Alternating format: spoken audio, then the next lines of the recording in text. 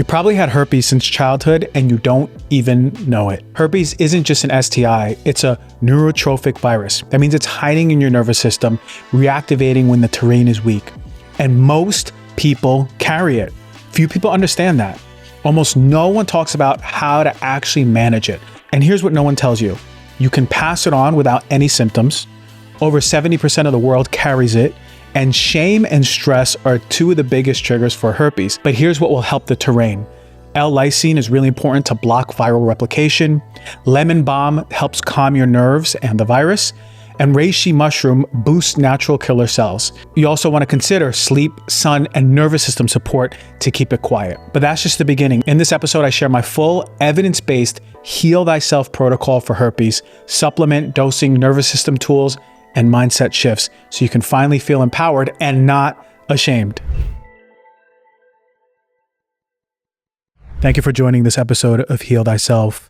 To support the show, please rate, review, and subscribe. It gives us the opportunity to really expand this knowledge to people who need it most, and you can do your part by just sharing the love. Again, thank you for listening. I'm forever grateful, and I love you all. Let's get started. What if I told you that over 70% of the world is carrying the herpes virus right now? And what if I told you that you can carry it without ever knowing, without one single symptom, but you could still pass it on? Herpes is one of the most stigmatized, misunderstood, and under-discussed viruses on the planet. And yet, herpes is everywhere. Today, we're going to break the silence. We're going to break the shame. We're going to talk about the virus like we should have been doing from the start. We're going to do a deep dive into what really is herpes, how many people carry it, what's the difference between herpes simplex virus 1 and herpes simplex virus 2, how is it transmitted, including the ways that no one really tells you about, the mechanism of that latency in the body, why is it hiding in there for years, and why the standard medical system misses the big picture on herpes, and what is the evidence-based Heal Thyself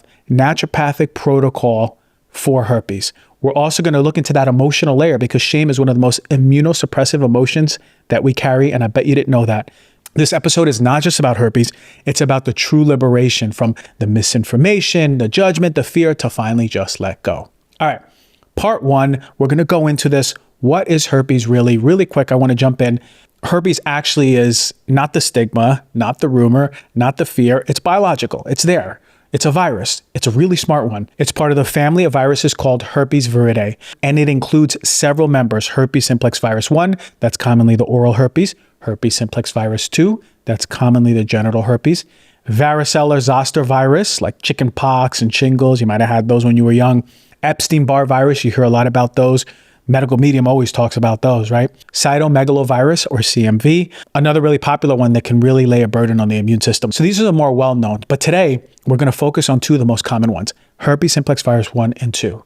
HSV-1, herpes simplex virus 1, is mostly known for causing cold sores. You might have had some cold sores, the blisters on the face, the blisters on the lip, but it can also cause genital infections. Herpes simplex virus 2 is traditionally associated with genital herpes, but it can actually also cause oral outbreaks. So here's where it gets interesting. According to the World Health Organization, 67% of the global population under the age of 50 has herpes simplex virus 1, and 13% have herpes simplex virus 2. That's over 4 billion people are walking around in the world with herpes. Most of them don't even know they have it because herpes has this superpower. When it's in your system, it goes dormant. It gets in the cave and it retreats into the nervous system. It hides in your nerve ganglia on your spine. And it's like a little sleeping dragon. And then something triggers it. That big stressor, that sunburn that you get on vacation, or hormonal shift that you have, a really bad stressor at work. And it reawakens that flare, the cold sore, the lesion, the tingling feeling. This is called viral latency. It's the hallmark of herpes. It's not just the infection. It's about the neuroimmune intelligence. The virus doesn't live in your bloodstream. It's living in that ganglia of your nervous system, right? It's making a home there. That alone should tell you why really stress is the major key when it comes to controlling herpes. Stress and trauma play a major role on how it expresses. I'm going to say that again. Herpes is not just a skin virus manifesting on the skin. It's a neurotrophic virus. It's a virus that lives and hides in the nervous system, which means that we're not just dealing with something physical. We're actually dealing with the true mind-body virus. And when we think about this and approach healing in that way, it becomes multidimensional. So let's move to part 2, and we're going to really go into how herpes spreads and why no one's talking about it. So herpes doesn't spread the way most people think it does. And what you probably learned in health class back in high school, right? It was a half-truth at best. Let's really go into this. I want to talk about something crucial for your health, your vascular system. Did you know that your vascular health underpins everything in your body? From how vibrant your skin looks to how well your organs and muscles function, it's all about healthy blood flow. But here's the thing, factors like stress, sugar, and even natural aging can damage the delicate endothelial glycocalyx. That's where our friends at Calroy come in. They have a product called Arterosil HP. It's the only supplement with monatomy RS. It is a unique seaweed-derived ingredient specifically shown to restore the endothelial glycocalyx. They also have a product called Vascanox HP, which provides nitric oxide support for up to 24 hours, helping your blood vessels relax and deliver blood where it's most needed. And right now, Calroy is offering a special deal exclusively for you, the Heal Thyself listener. Head over to calroy.com/DRG and you're gonna save $50 when you purchase Vascanox or the Arterosil bundle. Plus, you'll get a free canister of 2-in-1 nitric oxide test strips with a 3-pack bundle purchase. Visit calroy.com/DRG. That is CALROY.com/DRG. What you've been told is that herpes is only spread during an active outbreak when there's visible sores or open lesions. But that ain't true. Herpes is most dangerous when it's actually invisible. And this is where the stigma and misunderstanding have created this public health blind spot where we're missing so much of it. Here are the basics. There's 2 viruses that have many pathways. There are 2 main types of herpes viruses. Herpes simplex 1, we know that. It's associated with oral herpes. Those are the cold sores in the mouth. And herpes simplex 2, as I mentioned, genital herpes. But in reality, both can infect either site. This means herpes simplex 1 can cause genital herpes and actually is now the leading cause of new genital cases in younger populations. It's got multiple modes of transmission. It could be skin-to-skin contact even when the person is asymptomatic, no symptoms of the herpes. Herpes doesn't need sex. It just needs contact, skin-to-skin, mucosa to mucosa.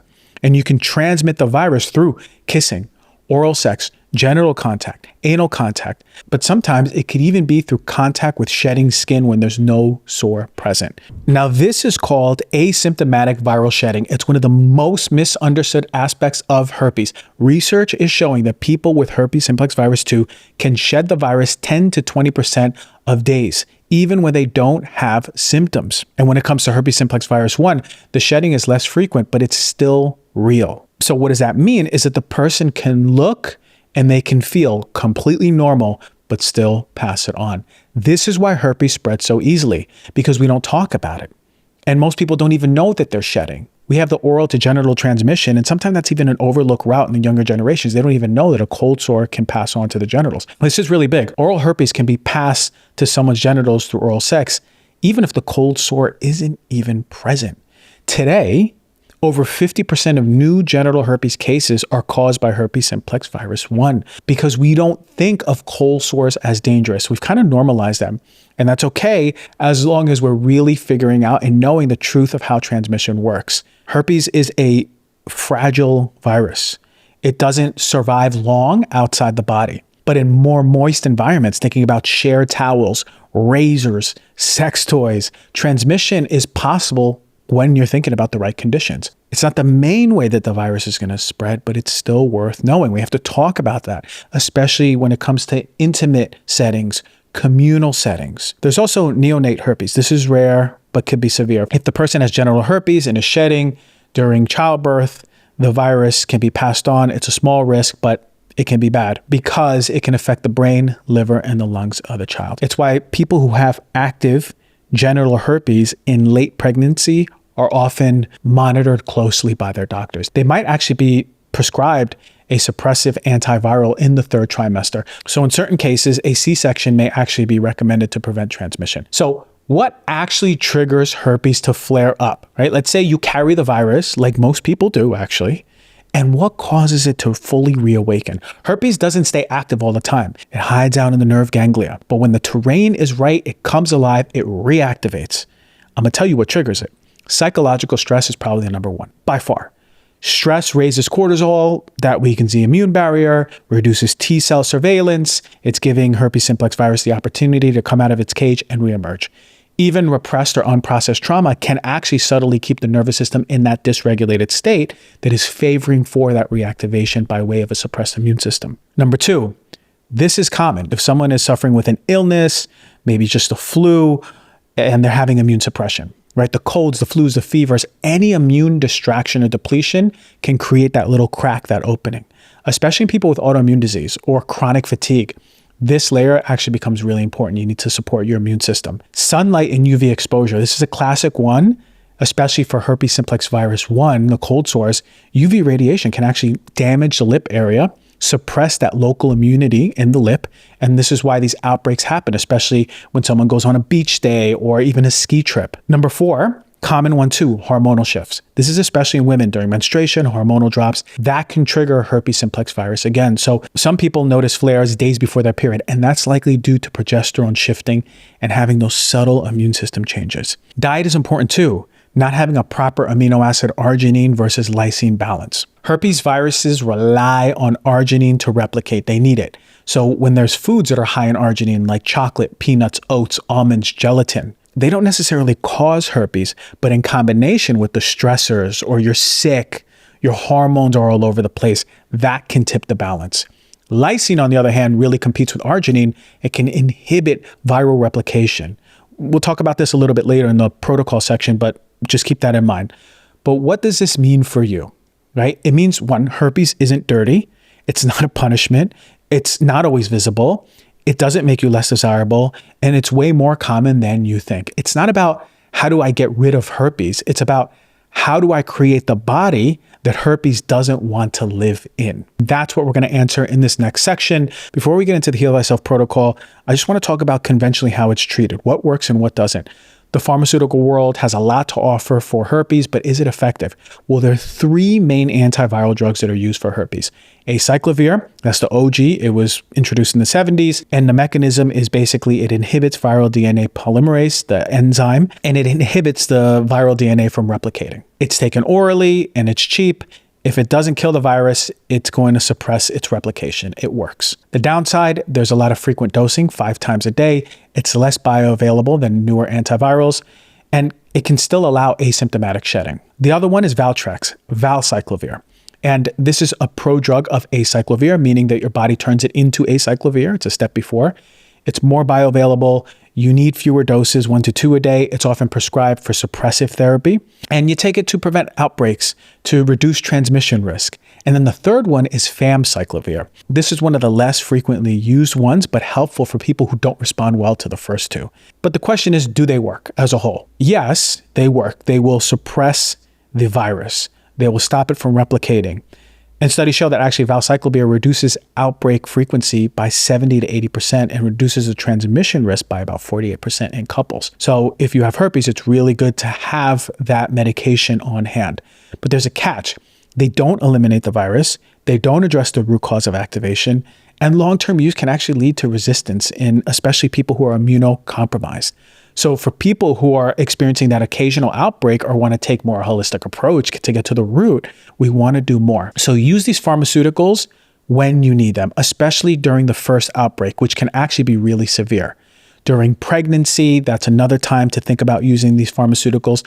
For people who are having frequent, recurrent, painful episodes, for partners wanting to reduce the transmission, this is when you're having that conversation about when to use those and how to use them. But again, that's not the full picture. We need to be really thinking, even as clinicians, what can we do to support the body naturally to keep the virus in check, not just with the pills, but going to the root cause. And that's where we're going into right now. This is my Dr. G Heal Thyself protocol for herpes. It's an evidence-based root cause approach to viral suppression, nervous system healing, and immune resilience. Herpes isn't just surface level. Okay, now we know that. It's that neurotropic virus. Remember, it goes deep into the nerve, right into the ganglia and the spine, and it lives there and it emerges when the terrain is compromised. So we have to start thinking about things like terrain versus the symptoms. How do I make my body an environment where the virus cannot thrive? And that's where we're going to target 4 layers of healing. Foundational immune health, number 1, nutrient and botanical antiviral support. 3, nervous system regulation, and 4, topical and acute phase support. Let's go through each one. Layer 1, what is the foundation and immune health angle here? This is where the long-term resilience is going to begin. You got to first think about sleep. Sleep deprivation is going to impair immune signaling, especially natural killer cell activity, which is essential for controlling HSV. You need your immune system strong. And studies show that even one night of poor sleep will reduce T cell responsiveness. So get your 7.5 to 9 hours of consistent, uninterrupted sleep.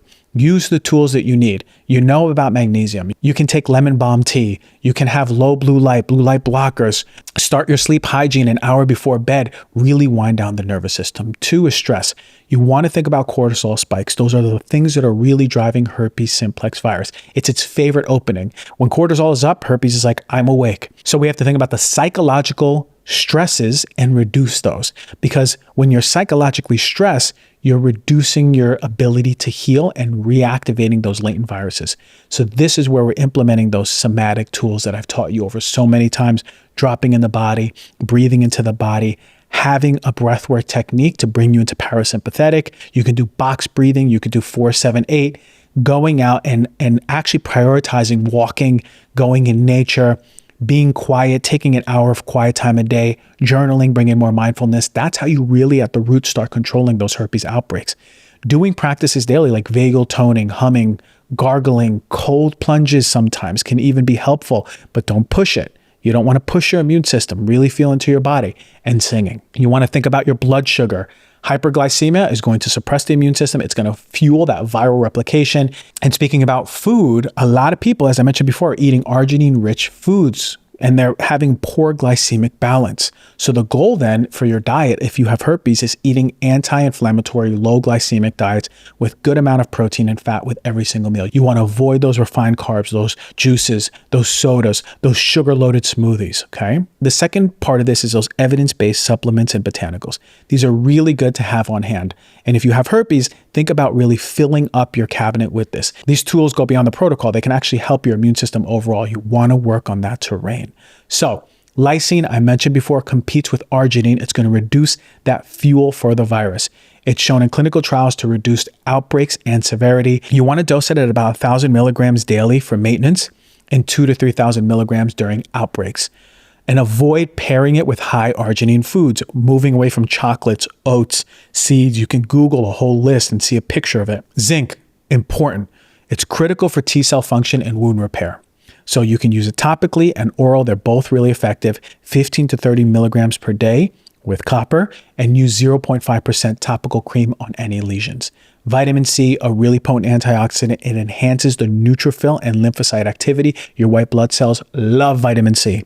IV vitamin C is being explored actually now for severe and chronic herpes simplex virus. But going back to the capsules, pills, powders, 1,000 milligrams 2 to 3 times a day during flares is going to be really helpful, or 500 to 1,000 milligrams daily for prevention. Vitamin D, oh my God, one of my favorite one. It modulates both innate and adaptive immunity. The branches of immunity, they're going to help fight the virus and ultimately these cold sores. Low vitamin D is going to be correlated with more frequent reactivations. Watch your vitamin D. The doses are 2,000 to 5,000 IUs per day, depending on your labs. And the ideal is 50 to 80 nanograms per milliliter. That's what you want to see your vitamin D at on the labs. You can think of a co-supplement like magnesium and K2 with your vitamin D. Lemon balm, a really potent one. It's a rich antiviral. It's got a lot of these polyphenols that are going to inhibit herpes simplex virus penetration, replication, and attachment. That's really important because it's going to stop the process of it doing what it does.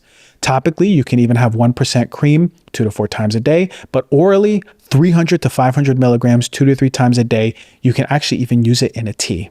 Reishi mushrooms, it's going to increase natural killer cell activity. It's going to regulate inflammatory cytokines. It's useful for chronic or stress-induced flare-ups. So you want to have this handy, 500 to 1,000 milligrams per day, or 1 to 2 grams of the dried powder. Make sure you're using a company that uses the fruiting body, not the mycelium. Monolaurin, I love this one. It disrupts lipid membranes of herpes simplex virus. It reduces the viral load. If you have cold sores or genital herpes, one of my favorite agents that no one talks about is monolaurin. It disrupts lipid membranes of herpes simplex virus. It reduces the viral load. When you take monolaurin, you want to start at a lower dose to avoid any Herxheimer reaction, which is a die-off, which can actually feel like a flu. The lower dose is 300 milligrams, and you're going to build up to 600 to 1200 milligrams a day, especially during an outbreak. Another one of my favorites, if you have herpes, whether it is the cold sore or genital, and acetylcysteine, it is the precursor to glutathione. It's going to enhance that detoxification, reduce the oxidative stress in the flare state. So you really want to have this handy if you have a flare. 600 to 1200 milligrams twice a day. You can combine it with selenium or glycine for an advanced effect. Layer number 3. This is the third angle, nervous system regulation. Herpes loves a nervous system that is dysregulated, and that's where it replicates. So we want to think about chronic stress is equaling immune suppression. Emotional trauma, unprocessed grief, repression directly affects your HPA axis and thus your resiliency. So you want to think about, again, those therapeutic tools, as I mentioned, the somatic therapy. You could do parts work, find a therapist who can do IFS. You can do EMDR. You can do breath work and vagal toning. You want to get out of that fight or flight state and get into that parasympathetic grounded state. You want to nourish your nervous system with things like magnesium threonate or glycine, L-theanine, adaptogens like rhodiola, holy basil.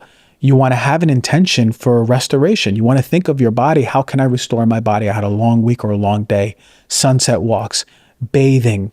You can do rhythmic movements. You could dance softly. You can just get into bed. You can get a PMF mat. You can relax in a PMF mat. Just find time to rest and restore. And the last layer is the fourth layer, the topical or acute phase support. When you have a flare up, you want to be gentle but quick. Okay. And topically, I mentioned lemon balm. It's fantastic. Lemon balm cream is clinically shown to reduce the healing time. There's also something called propolis ointment. This is an antiviral or anti-inflammatory. Zinc oxide and lidocaine, that reduces pain because it can be very painful and speeds the skin healing. There's also Abreva, which blocks viral fusion. It's an FDA approved over the counter. So I just mentioned a lot of things, but let's just think of a really quick example of a protocol when you have an acute phase, because I mentioned things to do when you're not having a outbreak. So acute phase, let's say you feel that prodrome, that tingling of the virus coming, and then 2 days later, it's going to show up in the genitals or the lip. You would take lysine, 3,000 milligrams per day, vitamin C, 1,000 milligrams, but you take it every 4 to 6 hours. You can use lemon balm topically, and you can use a supplement or a powder or a tea 2 to 3 times a day orally. Zinc, 25 milligrams per day. Monolaurin, I mentioned that's one of my favorite, 600 to 900 milligrams per day. Rest, hydrate. This is a time to look at your nervous system, emotional offloading, really important. You want to do light fasting for 12 to 16 hours. You don't want to eat heavy. You want to stay definitely away from those arginine-rich foods. And those being the chocolates, the peanuts, the peanut butter, the almond, the oats, the sesame seeds, the sunflower seeds, even the gelatin. If you have herpes, whether on your lip or genitals, you want to stay away from arginine-rich foods. The virus feeds on arginine. The fuel for the virus is arginine. And those are foods like chocolate, peanuts and peanut butter, almonds, oats, sesame seeds, sunflower seeds, and gelatin. And you want to opt for foods that are immune supportive, like wild blueberries. They have antiviral polyphenols. Garlic, which has allicin, which is an antimicrobial. Avocados, they have healthy fat and they support glutathione. You want to get those fermented foods in there. They help your microbiota and support your immune system. Even bone broth, which helps with the gut lining and glycine support. And the last part of this is that I really want to talk about this. This is, I believe, one of the, if not the root cause of herpes. Every disease or imbalance has an emotional component. It has to. It's part of the mind-body. And so shame is really, really important. We don't talk about this in science. We talk about the symptoms. We talked about the strategy, but we're not talking about herpes not just being a virus. It's a teacher. And the deepest lesson when it comes to herpes is not about your skin. It's about shame. It's about the nervous system. It's about your inner world. Let's be real with each other. People are very scared to talk about the stigma of the virus itself. It carries a charge of sexual shame, fear, secrecy, rejection. And that shame, if it is left unresolved, will become a real immune system suppressant. Shame is what wakens the terrain. Compassion actually strengthens it. Compassion and understanding. Herpes thrives in bodies that are disconnected from safety, disconnected from living, that are hypervigilant, right? Swimming in the stress chemistry of I'm not worthy. And so the work truly to get to the root is twofold. Regulate the physical terrain with the sleep, the nutrients, the antivirals, the nervous system tools. But really the other part that we don't do or talk about in medicine is release the emotional terrain, especially the shame, the guilt, and the suppression. The herpes virus is a teacher. You can't control everything you're exposed to, but you can absolutely choose how your body responds to it. You can choose to strengthen your terrain. You can choose to relate to your body with reverence, not disgust. You can choose to look at the places that hurt and bring true light there.